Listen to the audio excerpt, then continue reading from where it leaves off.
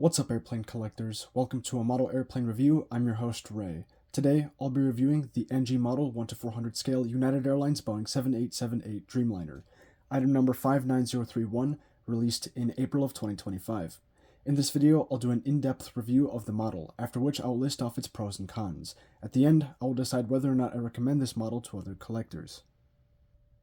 The box for this model is made from cardstock. The protective packaging on the inside is made from clear plastic. This box measures 16 centimeters long, 5.5 centimeters wide, and 16 centimeters tall. I will show you around the box now. This is the front. Here, let me adjust the focus. There we go. Bottom, right side, top, left side, and the back side. Included in the box is the model as shown here, fully assembled, painted, and ready to display. Also included is an NG Model Collector Rewards Program card and a warning card to let you know that there are small details on the model which are fragile. Here's the model itself. Let's do a quick 360. The fuselage length for this model is 14 centimeters, the wingspan is 14.7 centimeters, and the height is 4.1 centimeters. These dimensions are mostly accurate to 1-400 scale. This model is made primarily out of die-cast metal. The wheels on the landing gear are designed to roll, and they are made out of rubber. Let's begin with the fuselage. Overall, the fuselage on this model is very nice. The nose shape is accurate to the 787 in real life. I'll move down the fuselage. Take note of the various printed details. There's the giant United title. You may notice here that there is a line of windows that appears to be missing. This is actually accurate to the real aircraft. It's not a very common feature per se, but it's a feature on this one. We've got more windows and doors. All of these details printed onto the fuselage look really good so far. The vertical stabilizer is also very nice. The shape is accurate. There is some barely visible recessed panel line for the rudder right here, and the paint application also looks pretty good. The United title is the correct color, as is the color fade, and of course we have the silver paint on the leading edge. The placement and color is accurate there as well. Let's move down the right side of the aircraft. You may notice that some of the printed details on the fuselage are slightly different than those on the left side. This is accurate, and those details are in the correct spots, I believe. So as I was handling the model, one of the main landing gears just straight up fell off. I don't know why this happened. It does appear as though there was a reasonable effort, well, actually not that much of an effort made to glue it, so I guess the only thing holding it in place was friction, or I don't know what happened there, but the attachment was very weak. I've handled 787s like this before, and they've never broken, but I guess I'll have to be more careful. I'll glue that back into place in a little bit. Like the fuselage, the wings on the model are also very nice. They feature all sorts of detail. There isn't as much printed detail going on, with the only detail being the lines right here. These look pretty good. I don't see anywhere where they're cut off or messed up or anything. We have the recessed panel lines for the control surfaces, both here on the trailing edge and the leading edge. These look pretty good, as does the silver paint on the leading edge. The raked wingtips are sharp, as they should be, and those look nice as well. Now, the bottom of the wings doesn't have any printed detail, but there is definitely the painted detail and the recessed panel lines. Those look pretty good as well. I do see some evidence that some paint is starting to fill in the high-speed aileron right here, but it's not by very much, so I'll let that slide. And then here's the underside of the right wing, I believe. Actually, no, this is the underside of the left wing. And you can see there where the landing gear fell off.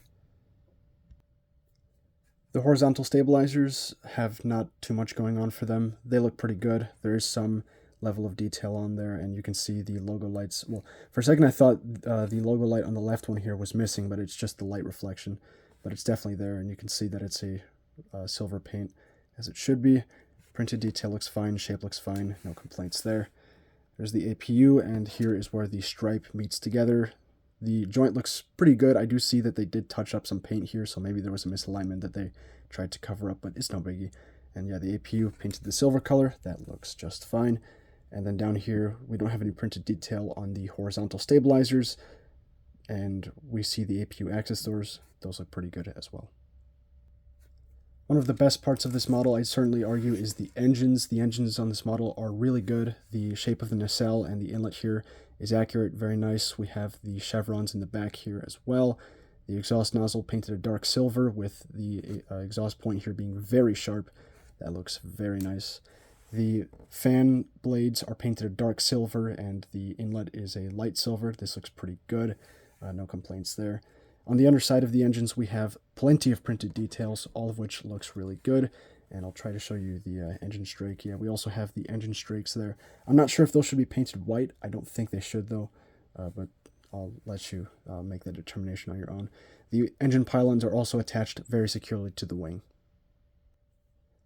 As mentioned earlier, this model features three-dimensional antennas. Here at the front of the fuselage, we see one of the larger antenna types here. This looks good. It's attached firmly, no complaints, as well as the SATCOM antenna right here. The shape is good. The attachment with the fuselage is good. The only issue I have with it is that the gray color here is a bit too dark. I think it should be a little bit lighter, but it's not terrible either. And as we move to the rear of the aircraft, we have this printed dome right here. It's not a three-dimensional one. And at the back, just before the vertical stabilizer, we have a large antenna and a small antenna. The placement and attachment of these is accurate, and I have no complaints. At the bottom of the aircraft, we have one singular antenna right here. It's one of the larger types, I believe, and this is also attached very nicely. No complaints. Here is the underside of the aircraft. Overall, there's a lot of detail going on down here, especially the printed detail up here at the front of the fuselage. I would like to point out the difference in the gray colors here. I can see the layering there. I do believe the lighter one is a bit more accurate, and this difference in gray is not present on the real aircraft. It is kind of annoying to see that, but I understand why it's there. It's just the way that the paint was applied to the model. There you can see the display stand hole, the gear doors. Yep, lots of detail to go around, all of which looks pretty good. While we're down here, let's move straight into the landing gear. So the landing gear attachment with my model, at least, wasn't perfect. This is a very rare kind of thing with NG in terms of the landing gear attachment in my experience. But unfortunately, I guess the landing gear broke here. But the other one is attached firmly to the aircraft. I don't want to mess with it too much, but or is it attached firmly? I hope it is. But yeah, it is attached nicely, and you can see here that the landing gear wheels roll, and the angle at which the main gear is attached to the aircraft is accurate. Now, I'll take the broken one to give you a better view of what the gear piece looks like. So you can see the gear is very nicely detailed. The strut is clear, and there's no flash filling the gaps, so that's very good to see. Same deal with the nose gear. The strut is nice. There is some printed detail on the gear doors, which looks really good. And of course, the wheels roll just like the main gear. Here is my signature steering contest. Overall, everything up here looks mostly good. I do see that the wing balance, or the wing angle, is definitely asymmetrical. The left one is bent up a bit more than the right one from the looks of it. Yeah, definitely. The engine clearance looks good. The gear balance might be thrown off due to the broken gear, but it looks acceptable. I do see that the right main gear is a bit angled inwards towards the aircraft. I'm not sure what's happening there. Cockpit windows, they're symmetrical. That's good. Vertical stabilizer looks pretty straight as well. That concludes my review. Let's go over the pros and cons. What does this model do well? It's very nicely detailed. There's lots of printed detail on the fuselage and even on the wings as well. The color fade on the vertical stabilizer is very good. Overall, the paint colors of the entire model, the blue, the white, the gray, they're accurate to the real aircraft, as is the overall shape of the model. I believe that this tooling is the best for the 787 series in 1:400 scale as of right now. In terms of cons, I didn't really see too much. We saw some very, very minor imperfections in the paint application in the belly, but the Achilles heel with this model was that it straight up broke during the review, so maybe NG could use a bit more glue. And also, the right main gear we saw was a bit angled, so the landing gear assembly quality wasn't perfect. Neither was the wings. We did see the asymmetry there as well.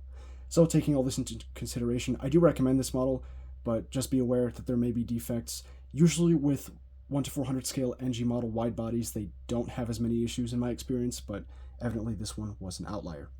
But that's all for today. Thanks for watching. As always, if you have questions or feedback, be sure to leave a comment below. If you're new to the channel and you want to show some support, like this video and subscribe so you never miss another upload. While you're here, feel free to watch my other videos about the scale models I collect. Happy building, happy collecting. Please take good care of yourselves, and I will see you next time.